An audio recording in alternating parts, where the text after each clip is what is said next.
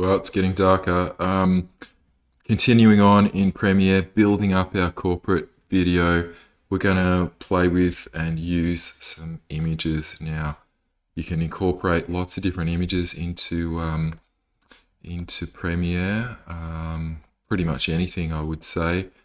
You can incorporate PSDs and Illustrator files that are editable, kind of like what we were doing previously with our After Effects file. You should be able to import a PSD, put it on the timeline, chop it, and then open it up for editing in Photoshop if you want to. I'm not going to do that with our images today. I've got some PNGs, and we're just going to look at how we can play with them on the timeline. So I'm going to import some images, and I've got a folder of images there. I'm going to import them as a bin, and there's two PNGs in there, and PNGs are kind of good for video editing because of their transparency properties, so you can make kind of transparent images for overlays and whatnot. I've got one PNG which is a watermark, so I'm going to lay that over the top of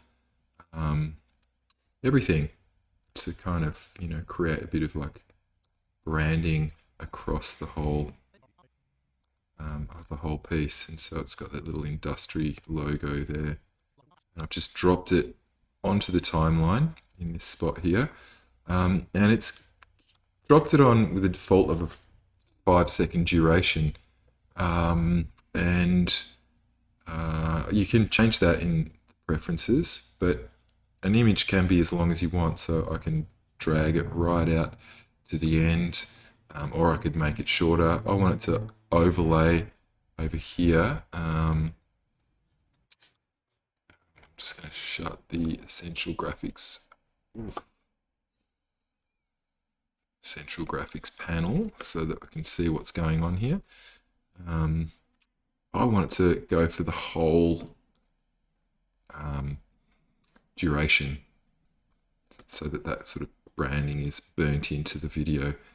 And I can easily do that by just dragging it. And an image can be cut and trimmed just like footage. I can cut it into pieces, grab my move tool, move it around the timeline.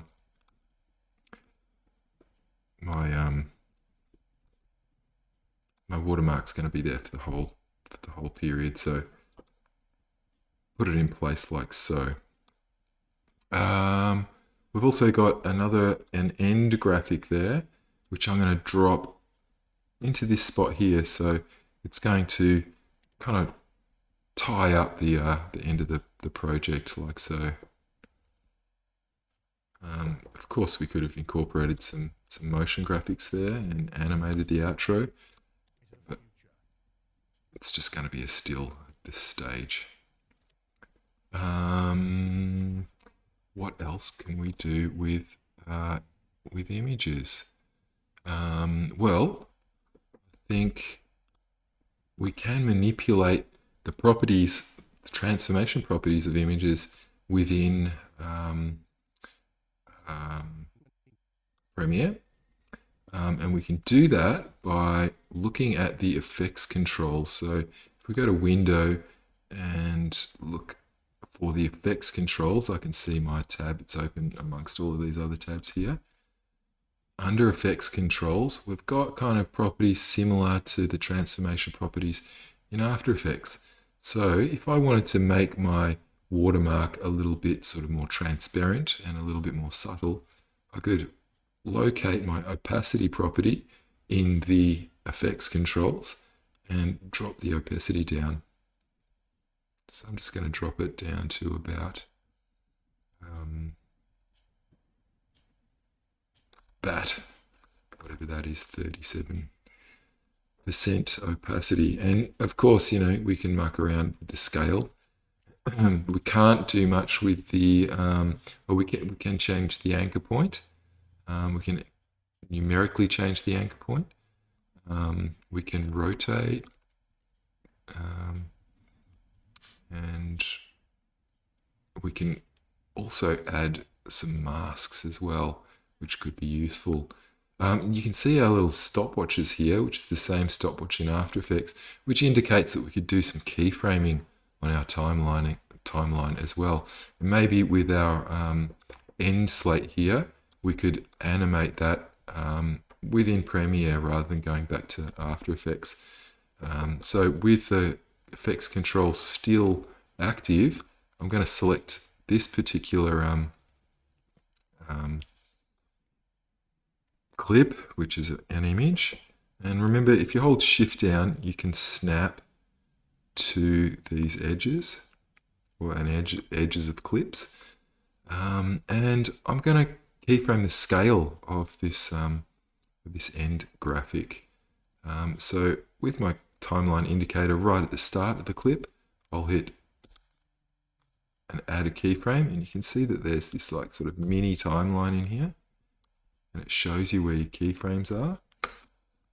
And I'm going to do one at the end there, so I'll hit the Shift key so it snaps to the end of that clip there, and I'm going to add another keyframe, and I'm going to drop the scale right down. Maybe I'll do it the other way so it grows. So I'll move the timeline indicator to the first keyframe, holding Shift, and drop the scale down so that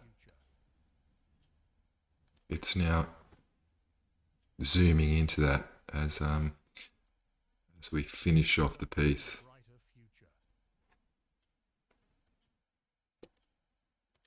Great, so we've added some images now.